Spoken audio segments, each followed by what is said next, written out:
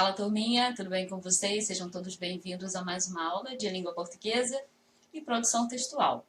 Nossa aula de hoje vai ser sobre produção textual, mas nós vamos fazer um passeio por uma parte da literatura. Isso porque o gênero de hoje é o romance. Na sua opinião, romance é tudo aquilo que você lê e que fala de amor, de paixão? Será que todo romance é romântico ou existem outros tipos de romance? Então nós vamos ver isso na aula de hoje. Mas nós vamos começar falando sobre as características desse gênero textual e depois nós vamos ver o que existia antes do surgimento do romance. O que havia antes do romance? Bom, estrutura do romance. É uma narrativa longa, então você vai comparando com o que você já sabia, né? É uma narrativa longa, é escrita em prosa. Romance em prosa não é em versos. Nós temos aí um enredo, uma trama, que em geral envolve vários personagens. Temos a questão também do cenário, da ambientação, assim como acontece em outros gêneros textuais, a história se passa em um determinado ambiente. Também temos a ideia de temporalidade, então existe o tempo aí, só que no romance você pode ter um tempo que é cronológico e você pode também ter o tempo psicológico. O que seria esse tempo psicológico? Aquele tempo que está na mente do personagem. Talvez um tempo que só exista na mente dele. Ficção e realidade. O romance tem que ser ficção? Não necessariamente. Você pode ter um romance que contém fatos, né? E nós vamos ver alguns tipos de romance que sim, que trabalham principalmente em cima de fatos. Mas galera, o que havia antes dessa estrutura aqui, de texto em prosa, de você trabalhar com tempo psicológico e não só com cronológico, o que havia antes da chegada do romance no cenário mundial? Nós tínhamos o que nós chamamos de epopeia. O que seriam as epopeias? Era um poema longo, era uma narrativa também, só que era em versos. Então, era uma narrativa longa, toda em versos. Nós temos aí o exemplo da Ilíada, da Odisseia, que são poemas épicos, que eram declamados ou cantados. Né? Epopeia podia ser declamado ou cantado. E nós vamos dar um exemplo para vocês de uma epopeia que talvez você conheça, que são os Lusíadas, de Luís de Camões.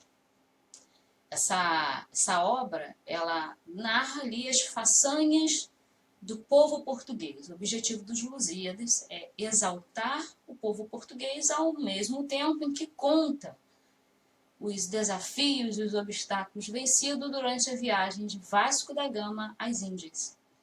Essa obra é longa, é uma narrativa longa, mas lembrando que em versos, diferente do romance. Galera, são 1.102 estrofes. Você reclama quando tem que ler um poema com 8, 10 estrofes? Imagine um poema com 1.102 estrofes. São mais de 8.800 versos. Você sabe que cada verso equivale a uma linha, 8.816 versos. E você imagina alguém cantar, né, ou declamar esse poema sem sequer gaguejar. Então, realmente é uma epopeia. Era o que havia antes do romance. E qual foi o divisor de águas entre essa estrutura narrativa e o romance, que é uma outra narrativa também? Você já deve ter visto uma foto nessa página, Dom Quixote de La Mancha. Se você nunca leu a obra, experimente. Ou você pode também ver algumas resenhas, ler algumas resenhas que resumem um pouco sobre essa obra.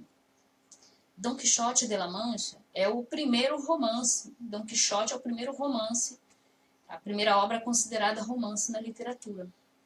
Justamente porque é uma obra que se encaixa nessa nova estrutura que é diferente daquela da epopeia. É uma narrativa longa, possui vários personagens, tem um enredo, um cenário, tem até mesmo um tempo cronológico e um psicológico. Nós vamos ver um pouco mais sobre isso, sobre Dom Quixote. Quem foi esse cavalheiro. Mas antes nós vamos ver pelo menos algumas imagens do que seriam os Lusíadas e Luís de Camões, o autor dessa obra épica da literatura. Os Lusíadas, imagem aí, né, retrata a coragem, o ímpeto do povo lusitano em encarar os desafios do mar para fazer as suas descobertas. E aí, ao meu canto direito, o homem responsável por esse poema épico, Luís de Camões, que viveu entre 1524 e 1580. É óbvio que a grafia é diferente, né? A língua ela muda com o passar do tempo, mas nós conseguimos identificar aqui algumas frases, algumas expressões que mostram justamente o objetivo dessa obra, que é exaltar as façanhas do povo lusitano. Aliás, a obra recebe esse nome Lusíadas justamente porque acredita-se que o povo lusitano é descendente de Luso, que é uma figura mitológica. Independente de ser mitológico ou não, existe ali a ideia de que esses são descendentes, os Lusíadas são descendentes daqueles que habitaram ali aquele cantinho da Península Ibérica. Então, são os lusitanos, então, os Lusíadas, os descendentes desse povo dos lusos. E aí nós conseguimos pegar aqui algumas expressões, separamos algumas expressões que mostram a exaltação que essa obra faz ao povo lusitano, né? Na primeira estrofe, nós temos aí mais do que prometia a força humana. Exaltação aí, né? Se sobrepõe à força humana. E entre gente remota edificarão um novo reino, que tanto sublimarão. Então, o objetivo é isso mesmo, né? Expandir o seu reinado. Depois nós temos outras expressões aqui, como e também as memórias gloriosas daqueles reis que foram dilatando a fé, o império e as terras viciosas de África e de Ásia. Então nós vemos aí a descrição de todo esse trajeto, de todo o ímpeto do povo lusitano. Os Lusíadas, como você já viu, uma obra com mais de 8.800 linhas ou versos. E se você quiser conhecer um pouco sobre essas façanhas do povo português, está aí uma dica de leitura, que é também uma aula de história. Foi Dom Quixote de la Mancha, que foi um personagem criado por Miguel de Cervantes, o espanhol Miguel de Cervantes. E aí entra a parte do tempo cronológico e do tempo psicológico. Ele resolve viver aquelas aventuras.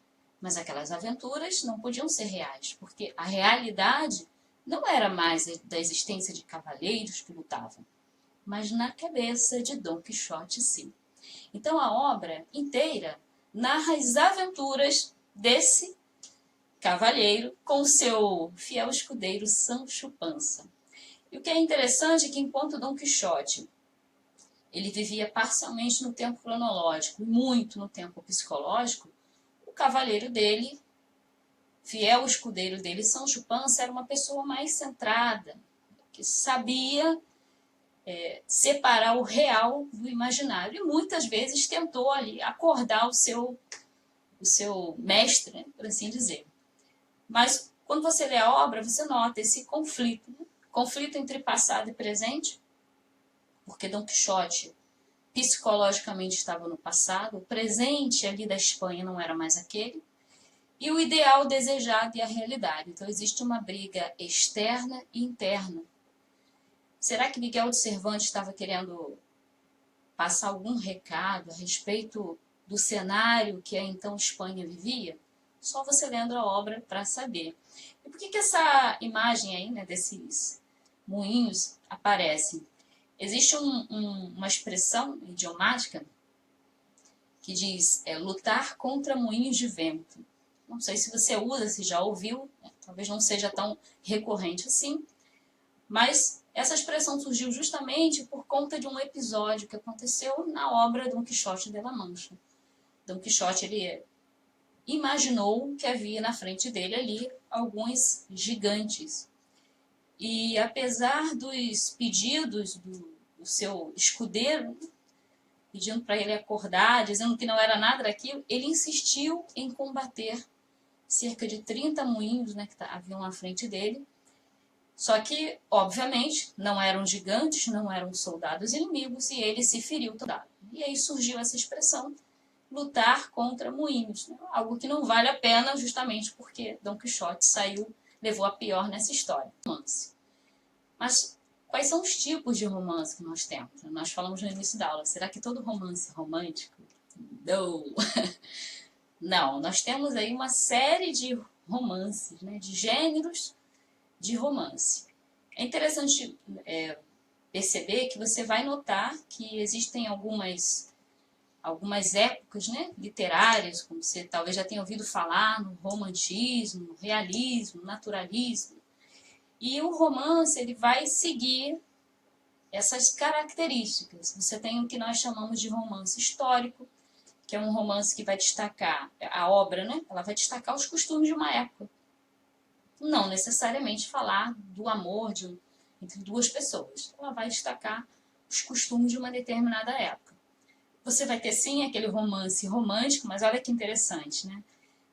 Ele pode destacar o amor a alguém, ele também pode destacar o amor à pátria, e nós temos aí a presença de um herói, esse romance romântico. O romance realista, ele vai fazer uma crítica social, só que descrevendo o cotidiano das pessoas. Então você vai entrar no mundo das pessoas de classe média e baixa daquela época ali. Uma descrição. Por isso, bem realista. Já o naturalista, o romance naturalista, ele vai trabalhar com a natureza humana na questão do ser irracional, daquelas ações que brotam por conta do lado irracional do ser humano. E, como característica, é um romance que mostra um homem que é vencido tanto pelos instintos como também pela questão da hereditariedade. E nós temos também o romance modernista. O modernismo, nós temos aí três fases, né? Primeira, segunda e terceira fase do modernismo, mas em geral esse romance modernista ele vai trazer uma crítica à sociedade. Então perceba que a sociedade é diferente do realista que trabalha com uma crítica social, mas descreve o cotidiano ali das classes, né? Das pessoas. O modernista ele vai ser um pouco mais abrangente, o recado vai ser para a sociedade inteira. Então nós temos aí 5 tipos de romance, 5 tipos diferentes de romance. Na literatura brasileira, nós temos exemplos de todos esses tipos de romance. Nós vamos citar para vocês um exemplo de cada um desses tipos de romance, mas com certeza a lista é vasta, já que a literatura brasileira é rica em longas narrativas, né? Como o romance histórico, nós temos aí o exemplo de O Tempo e o Vento, de Érico Veríssimo. É uma história belíssima que conta a saga das famílias Terra e Cambará. Essa trilogia, né, porque Érico Veríssimo optou por separar a história em 3 livros diferentes, mas os acontecimentos ali, eles abrangem o período de 1745 a 1945. São 200 anos de história. E falamos de história porque, sim, é uma parte da história do Brasil a partir ali do sul do país, né? Tanto as famílias Terra e Cambará moram, né, habitam ali no sul do país. Você talvez já tenha ouvido falar no Capitão Rodrigo, Ana Terra, né? Rodrigo Cambará, Ana Terra. Nós temos aí algumas edições, né, dessa obra, O Tempo e o Vento.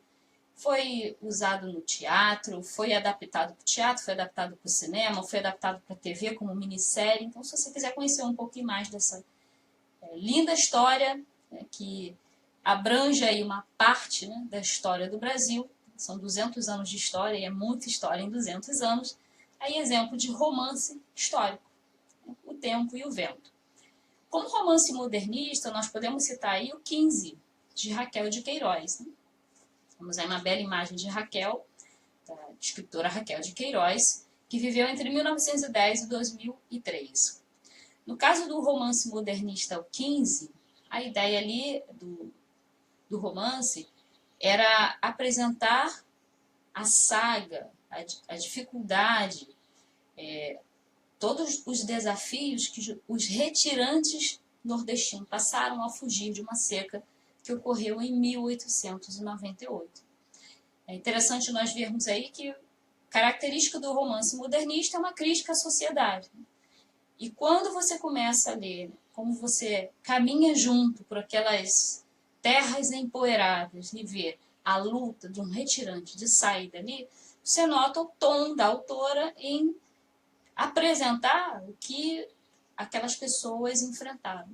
E é uma crítica à sociedade porque, de certa forma, havia aí a necessidade de apoio a esses retirantes de ajuda, né? Retirantes nordestinos, de uma seca que ocorreu em 1898, portanto, antes do nascimento da autora também, o que deste.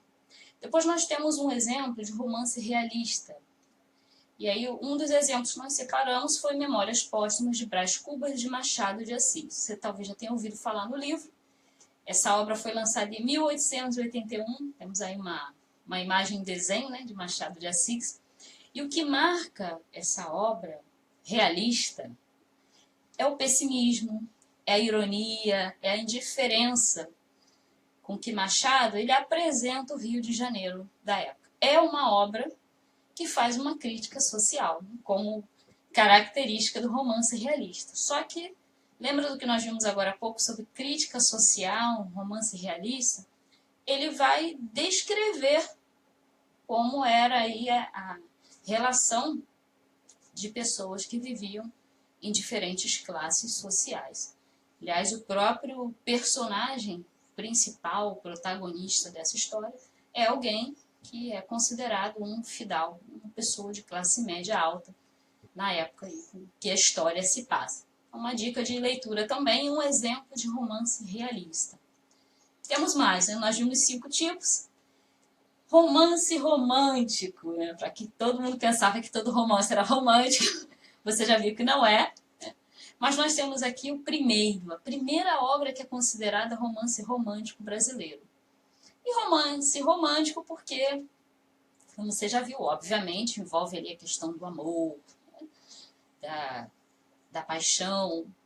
Mas o romance romântico, ele traz outras características além dessa. Não é qualquer amor, é aquele amor que sobrevive ao tempo. E é um amor puro, singelo, inocente. Em geral, como acontece, né, no romance A Moreninha, de Joaquim Manuel de Macedo, narra a história de 2 jovenzinhos que se conheceram ainda na infância, né, na adolescência, e esse amor ele não é esquecido com o passar do tempo. Né? Esse encontro, esse primeiro encontro que esses jovens tiveram, ficou na memória. E o que vai acontecer lá na frente? Bom, só você lendo a obra para saber. Mas o fato é que Joaquim Manuel de Macedo ele consegue entrelaçar ali as histórias de maneira que esses 2 personagens principais lá na frente venham a se encontrar. E a ideia é essa, a idealização de amor que é inocente, que é puro, e o final feliz. Espera-se isso de um romance romântico. Então, uma característica desse tipo de romance. Essa obra também foi adaptada para o cinema, para a novela. Então, se você quiser saber mais sobre a obra, provavelmente você vai encontrar, talvez até alguns vídeos com trechos de filme ou de novelas ou minisséries em que a obra tenha sido baseada. Ou você pode também ler alguma resenha. Mas o ideal é que você leia a obra. Se você não quiser o elemento surpresa, experimente ler a obra. Não é uma narrativa de 8.800 versos. É uma obra menor, né? Diferente da epopeia. Né?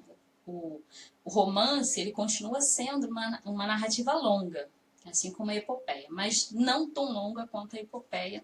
E é uma história que, assim como a característica do romance, né, ela tem, essa história ela envolve ali determinados ambientes, então você vai perceber que parte da sociedade que está sendo representada ali naquela obra, será que os personagens principais fazem parte da mesma classe social, vivem no mesmo núcleo, no mesmo ambiente? É isso que você vai descobrir ao ler o primeiro romance considerado romântico, no caso aqui, o primeiro romance romântico brasileiro. Que seria então um romance naturalista. Eu acho que você já ouviu falar em O Cortiço. obra de Aloysio Azevedo.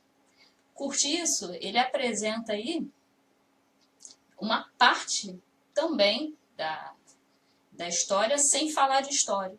Na verdade, essa obra ela faz uma denúncia das condições precárias, insalubres, em que as pessoas que moravam em cortiços, em estalagens, viviam ali na época, né, no Rio de Janeiro. E é interessante que o próprio cortiço é um ambiente, é um objeto ali já de estudo, né? O próprio cortiço. Isso sem falar que quando você entra no cortiço, você começa a ver os personagens que são destacados ali, você vai perceber que uma das características do romance naturalista é justamente fazer uma obra fiel, né? Faz aí uma referência fiel àquilo que é a realidade mesmo. Então nós temos ali figuras, personagens que são figuras que fazem parte da realidade no Rio de Janeiro da época. Então não é só a questão da situação insalubre ou precária dos cortiços. Sim, o objetivo é esse, é denunciar. Mas mais do que isso, você começa a ver um espelho da sociedade carioca na época. Você vê ali pessoas que estavam na mesma classe social e depois você começa a ver uma diferença ali de classe social de um personagem para o outro. Isso porque o cortiço ele fica ao lado. Bom, não vou falar mais nada, senão você vai ter detalhes demais sobre a obra. Bom, quando nós falamos de romance psicológico do modernismo, nós não temos como não destacar Clarice Lispector. Você viu agora há pouco que existe romance, muito bem, romance ali moderno, né? Romance do modernismo. Só que tem também um romance que é chamado de romance psicológico. Lembra que nós falamos de tempo psicológico? Aconteceu isso com o personagem Don Quixote? A Clarice, ela tinha extrema facilidade em trabalhar com esse lado psicológico. Durante toda a sua obra, sua vasta obra, você vai notar ali personagens cujo lado psicológico foi exposto, né, ou descrito dentro de uma ou de outra história. Né? Se você não conhecia, né, Clarice Lispector, viveu entre 1920 e 1977, ela faleceu cedo, aos 57 anos de idade, pouco depois de lançar o seu último livro, talvez o mais famoso da sua obra, A Hora da Estrela. A obra dela, em geral, ela narra cenas cotidianas, coisas simples do dia a dia, mas tramas psicológicas. Essa é uma marca da obra da autora. Não foi só A Hora da Estrela que ela lançou, existem outros romances, né, dessa linha, como A Paixão Segundo GH, Cidade Sitiada, Perto do Coração Selvagem, todos esses são romances. Mas quando a gente fala de psicológico, é interessante A Hora da Estrela, porque a personagem principal, Macabeia, primeiro que Clarice ela escolhe não ser a narradora. Ela cria um narrador para essa história, e esse narrador, a história só ocorre à medida que ele escreve. Então, se ele não escrever, a história não acontece. E a vida de Macabeia está nas mãos desse narrador. Macabeia é uma menina de 19 anos, alagoana, que vai para a cidade grande tentar a vida. E a única coisa que ela consegue é um trabalho como datilógrafo. A única coisa um curso que ela tinha de datilografia. O que Clarice faz é mostrar ao leitor o que havia na mente de Macabeia, os pensamentos mais profundos dela. Então tem ali a questão da crise existencial com os desejos, né, as ambições, os planos que essa menina fazia para ela. Detalhe, uma curiosidade, né? A obra A Hora da Estrela possui 13 títulos. E numa das entrevistas, das suas últimas entrevistas, você encontra algumas no YouTube também, Clarice Lispector fala que cada um deles narra ali, né, ou carrega consigo momentos marcantes do texto. Então não é à toa que a obra tem 13 títulos.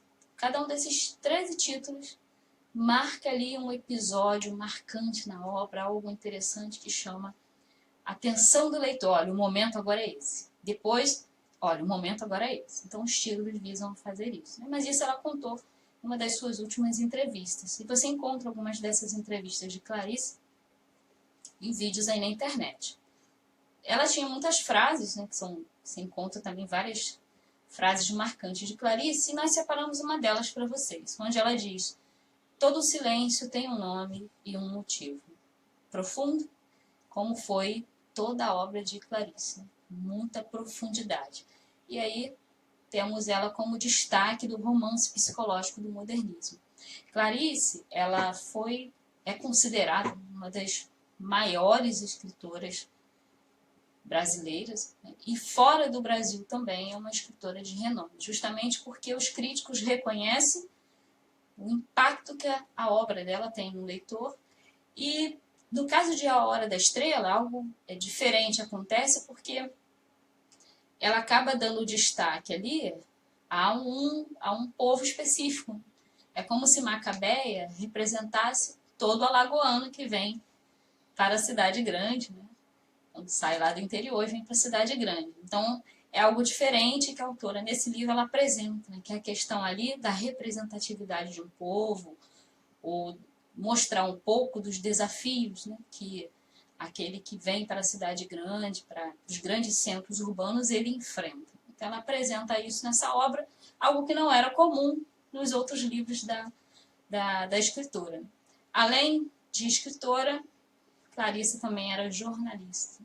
E nós temos aí uma vasta obra de contos, de ensaios também. Você vai encontrar também poemas de Clarice e também livros infantis. Existem alguns livros infantis com histórias tão marcantes quanto todo o restante da obra dela. E aí duas imagens da escritora, caso você não conheça, mas acredito que você com certeza já ouviu falar de Clarice Lispector. Marca aí do romance psicológico do modernismo. Então, nós vimos na aula de hoje que romance não é só romântico. Existem pelo menos 5 tipos de romance. Nós vimos também o que havia antes do romance, que eram as epopeias, né? E como foi essa transição aí da epopeia para a primeira obra considerada romance, que foi o caso de Dom Quixote. Temos uma atividade para você. Sugestão de atividade: lindas imagens. Você pode escolher uma delas e tente utilizar um dos 5 tipos de romance que você viu na aula de hoje. Nós sabemos que romance é uma narrativa longa, mas você não precisa fazer isso agora. A ideia é apenas que você trabalhe com a estrutura do romance, não exatamente com o tamanho, com a extensão desse gênero textual. O que você vai fazer? Você vai pensar aí num ambiente, num cenário. Você pode pensar numa trama que envolva alguns personagens. Você pode selecionar o tempo, se vai ser cronológico ou psicológico, e se for no caso cronológico, você pode escolher a época que você quiser e criar uma breve trama. Lembrando que outra característica também, quando você trabalha aí com enredo, com trama, com ambiente, com personagens, você pensa no final que você quer dar para essa história. E é uma maneira de você pôr em prática. E claro, algo que vai te ajudar muito a conhecer que é um romance, é ler um romance. Então procure na internet, ou talvez você tenha aí na estante da sua casa, um romance que você nunca tenha lido.